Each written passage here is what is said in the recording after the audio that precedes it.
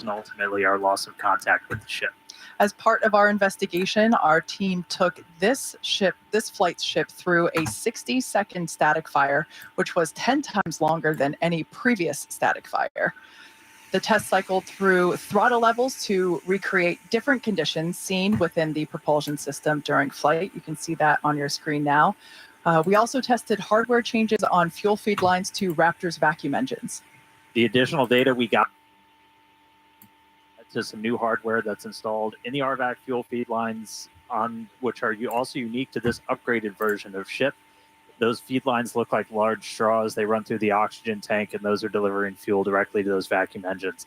The new hardware was successful in significantly lowering the strength of that harmonic resonance and relieving the extra stress on the prop system.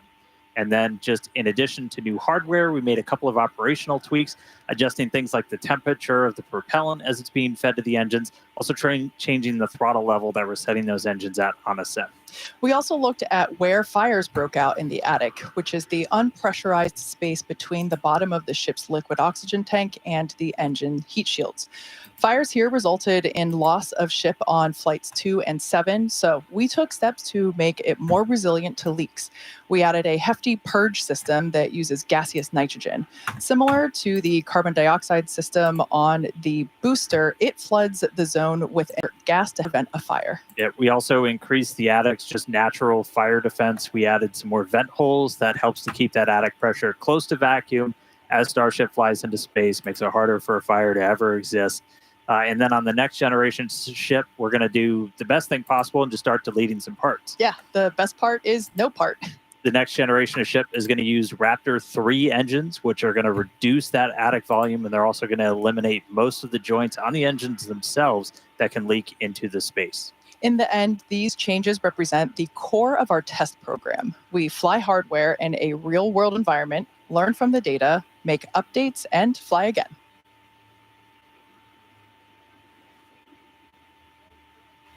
And then today we're going to be attempting to do everything that we didn't get to do on Flight 7. Yeah, so we're still times looking already. to get our first re-entry with the upgraded ship, while we're going to be really intentionally stressing it again to get data on what the vehicle's boundaries are.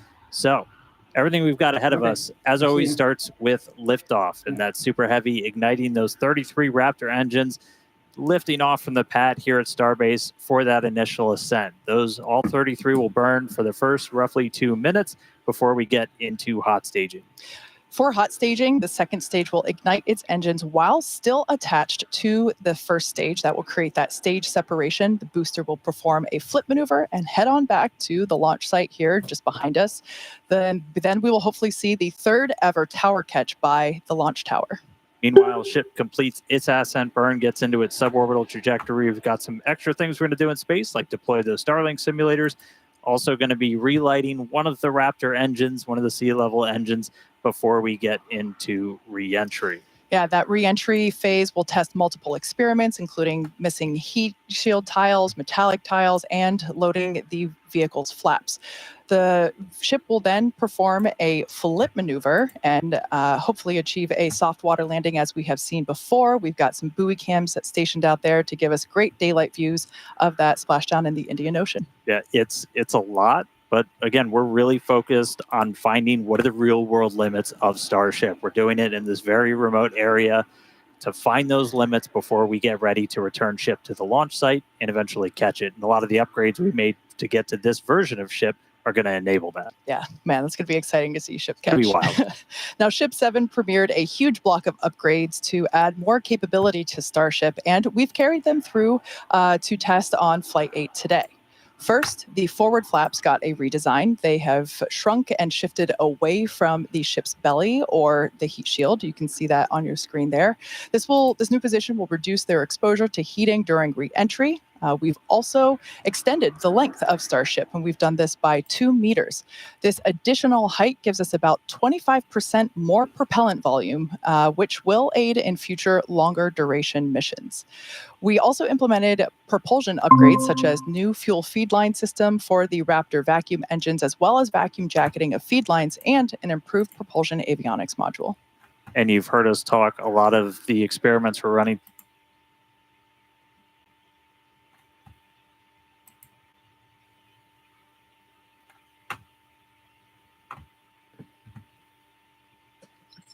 Can you hear me? Yes, I can hear you. Can you hear me? Huh? Can you hear me? Can you hear me? Yes, I can hear you. No, I cannot hear you. Oh, let me see here. Hello? Hello? Hello? Hello? Hello, hello. Hello? Hello? I'm talking already.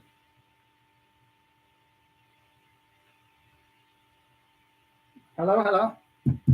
Hello? Hello? Hello? Can you hear me?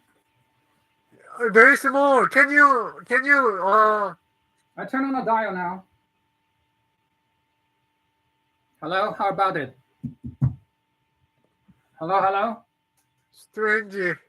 Yeah, I hear myself very loud. Oh yeah, good now. Yeah, good. Okay, I can get the microphone closer to me. No, I think my phone today had to be phone because I have to move around. So Okay. do you start the I started the stream already. Oh, okay. So we are in there? You can check, but I think we're alive. Okay. So hi everyone. This is Cloud. Sorry for late because I have to move to the east side. We have a rain in California, very unusual this year. Yeah. So yeah, I just joined in. So hi Victor, how are you? Oh, I'm great. I think I'm excited to host with you on this very important flight Yes. for the general public. I think that Yes. we are trying to trigger interest for most of the people that haven't been interested in this space flight launch. Uh-huh. So yeah, we're pretty excited to do it. Yes. So we actually had a streaming at 2 days ago, right? Right. So what happened?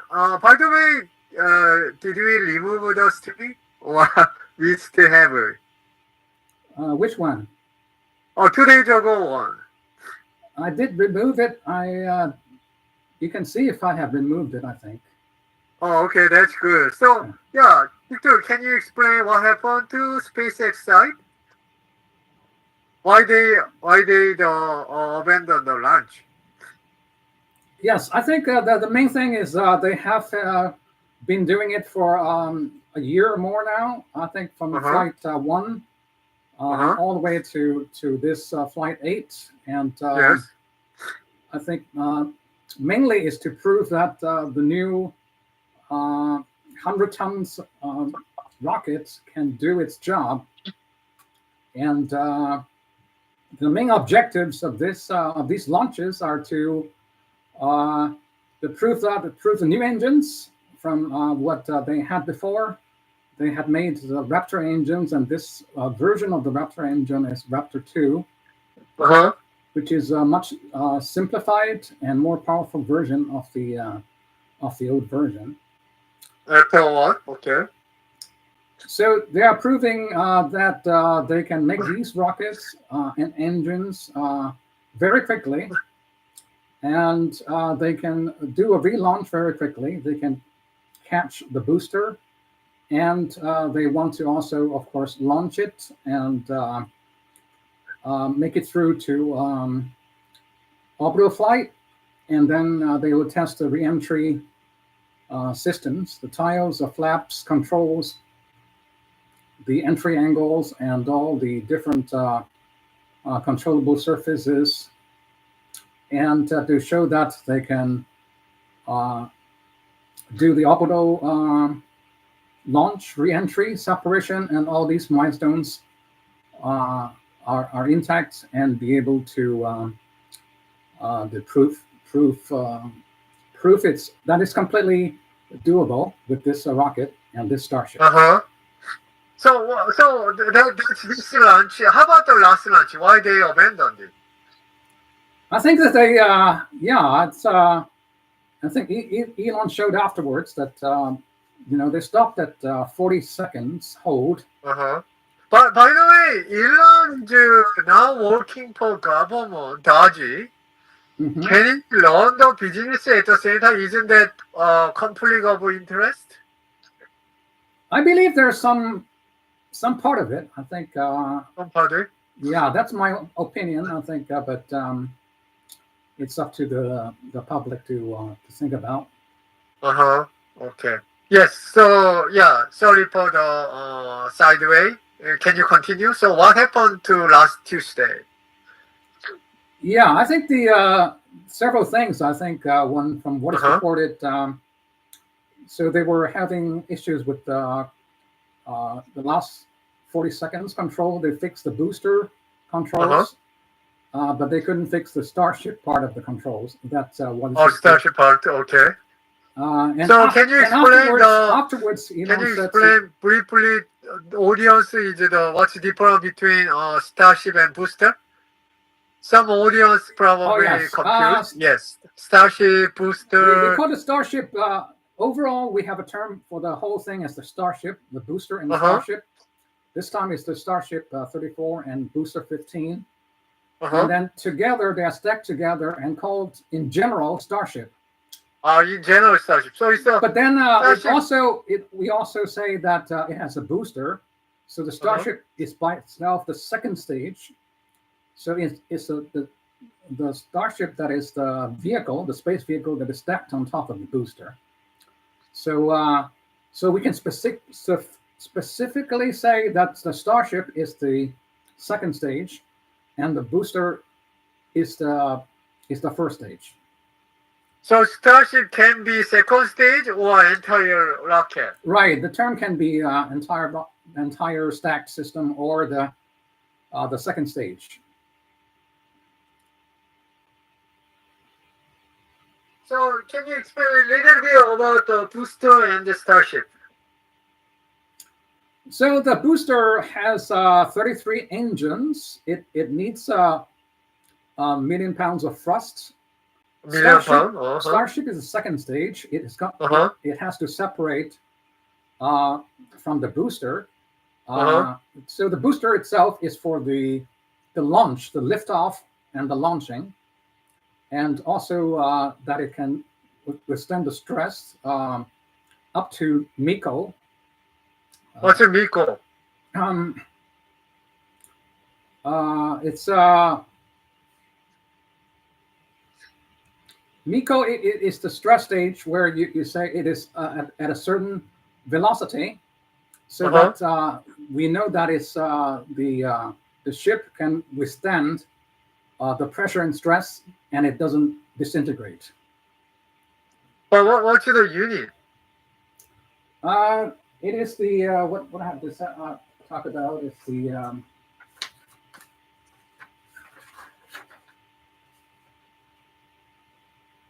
You have to search. Quick search. Most engines cut off. Yeah. Most engine cut off. I think in when we launch a shuttle, we say that main engine cut off. This one, I think people changed it a little bit to most engine cut off because I think the booster has 33 engines. Okay. And then the Starship has 6 engines. So most engine cut off means that it can plan to cut off certain number of engines. So it's reached a stage where you can have the you can shut off the 33 engines of the booster stage, which is the primary rocket engine stage. And it is a critical milestone because that would mean the launch is pretty much 80% successful for the booster. Okay. Yes. So can you continue? What happened to last time? Yeah, last time it was almost liftoff, and they have to shut down. They have to hold at 40 seconds, and they have to fix both the booster and the Starship.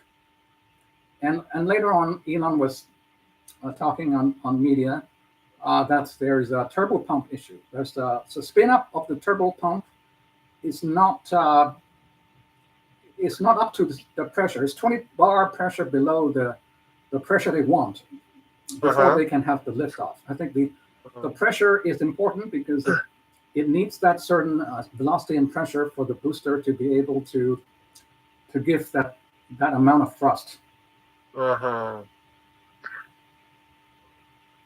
That's the main problem. Was there other problem?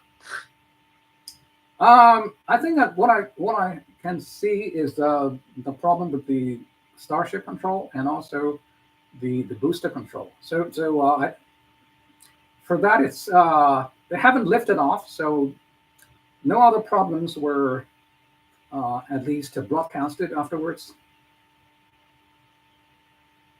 So we have to see this time if they fix these problems. Yeah. Okay. Thank you for all the news, fact check and analysis. So Victor, I checked the YouTube channel. The screen is kind of you, me, and the Starship. It doesn't. Starship is the same size of you and me. Can you check? Okay, let me see if I can tie. So like a tile. Yeah. It should be Starship is bigger and you and me should be top of each other. Mm-hmm. But they are just side in the row. Let me see what I can do. Okay. Let me just quickly shortly to remove my screen because I have to go to the car. So I'll just close my video and I will see you in 1 minute. Okay.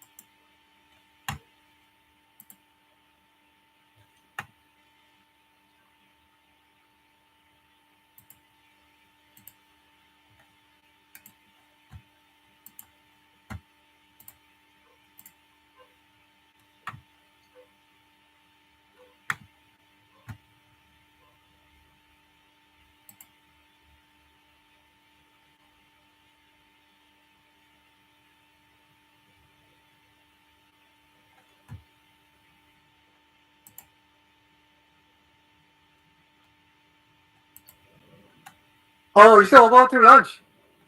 Oh, Really? so launching. Yeah. Oh yes, actually, Yes. it's great. It's great to see it launch. Okay, so not the previous video. It's a current launch, right? So how, Victor? How is everything so far? How is the fume and the older the cloud looks like? It looks normal. Yeah, I think that we can see that all the engines are on. There's All the 33 engine on? engines on, Okay. and we can see the plumes. We can see the I think it's reaching 1,000 kilometers per hour now. I think almost um,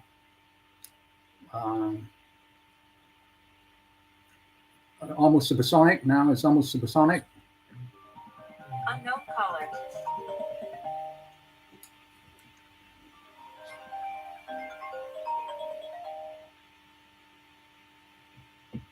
So the also the what can be wrong this time this launch?